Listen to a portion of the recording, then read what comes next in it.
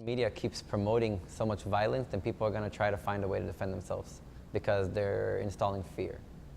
So if people are scared, usually people take actions. And it's all a matter of which direction they're going to be pointed at or which direction they're going to take. You know, you have those that want the easy solution, you have those that, you know, and you have those that want to develop something and find the source, you know, so it varies. Yeah, I start go up and then I use my hands to keep pushing. So with the momentum, I engage everything.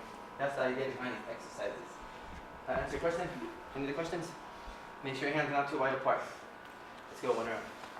I'm originally from Israel. I don't know how it's here in the States, but in Israel, martial artists, like their bodies, they're known to have their body like as a weapon. And if a martial artist injures somebody beyond like acceptable terms, like say you come to attack me, and because I know how to defend myself, I injure you, but I'm not being responsible. Because I know what I'm doing, and I break your wrist, I break your elbow, and I just beat you up, then I'm in trouble, because my body's my weapon. I'm sure martial arts are a good therapy for people. For wrestling-wise, I would consider the therapy a way to take your aggressions out and burn off steam, things like that.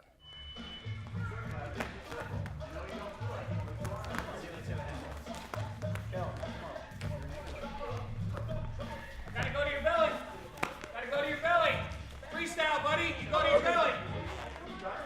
Go to your belly. Freestyle. You go to your belly or you get turned. Like this. There's two again. I believe martial arts are a good form of therapy because, in general, they help you focus mentally and physically. They teach you discipline and the fact of, in everyday life, you're able to not react in a certain way, and it'll be able to control your anger, control your thoughts, control your actions throughout the day.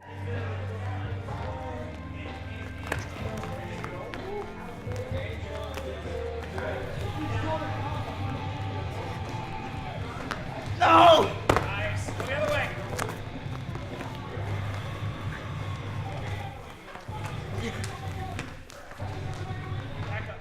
It teaches you to deal with situations and deal with certain people in those situations. Like when people are cutting weight, they tend to be a lot more aggressive and like, I guess, animalistic because they're hungry and they're just angry all the time. They're working out, their testosterone's up, everything's just crazy.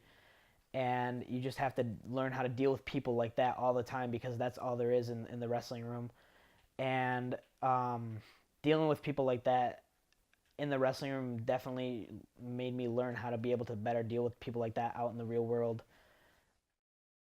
In my work, I work security for a couple different companies around Metro Detroit. So we deal with drunk people, people that are under the influence of other drugs, and they want to party, and so they don't fully think through their head on what they're doing. And so when they try to fight you or try to push your buttons or try to attack you in certain situations, you have to know how to defend yourself. So with that being said, I do think that my mental state has strengthened because I'm able to resist fighting them.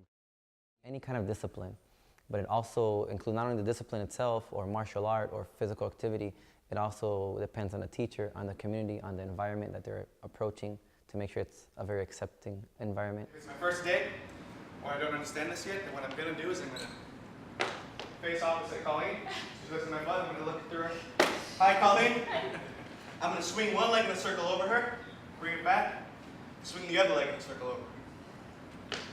This is level one. The whole journey, you're with your team, you're with other people pushing you, you're with your team running, you're with your team drilling, you're with your partner drilling, you're with your coach drilling, you're with your coach showing you moves, showing you this and that, and teaching you to become a better wrestler. And I start to come up. Here, set him on my knee. And get back in position. I think I need to see it on Owen.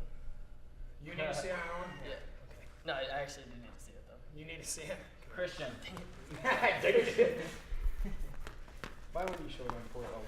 All right, again. So Bring team my skills knee. is a huge thing. This is body. It shows you how to team bond with people. We had team bonding in between matches where we would all just lay on top of each other and just like mess around, even though that sounds kind of silly. It was actually really like a really good bonding experience between the guys. Even the guys that may be the top wrestlers, they see that young kid that really doesn't know anything, right? But once they see that he's putting in that effort and he's really working hard, they start to respect him as well, right? He probably already respects those other guys, but then when that kid starts to get that respect from everybody else, it becomes like a family atmosphere. Are here, and my head is strong here. I'm pushing and pulling. Okay, ready, go. Good, nice. Other side. Other side. Other side. Right knee down. Head up. Strong. Strong hips. Come on, you're being weak down there. Strong. Strong hips. Yeah, ready? Drive. There, I'm getting the corner. Good. Not bad.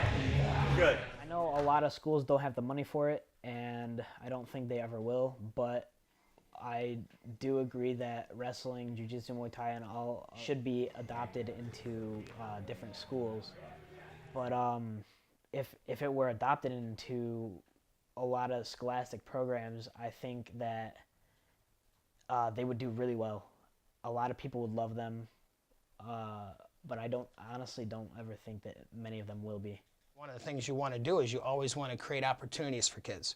So if you have enough kids that want something, then you should create that opportunity for them. Even if it's on a club level and they do it every other day or every couple days or a couple days a week, there should be something for them, that outlet. If that's something they're into, then we need to, as educators, give them that opportunity to go into that.